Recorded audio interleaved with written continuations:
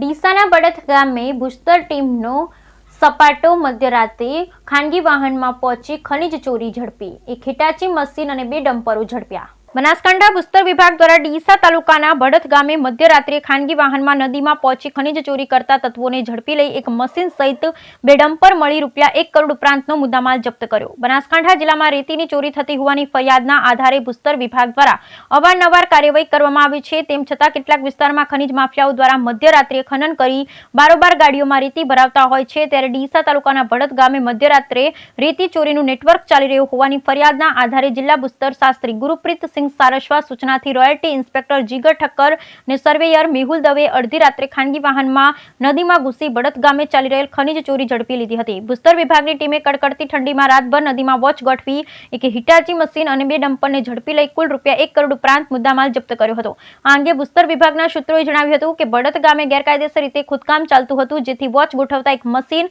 2 dumper જપ્ત કરી ડીસા તાલુકા police મથકે સોંપાયા। હવે જગ્યાની માપણી કરી તેના આધારે દંડ ફટકારવામાં આવશે। બ્યુરો રિપોર્ટ ભરત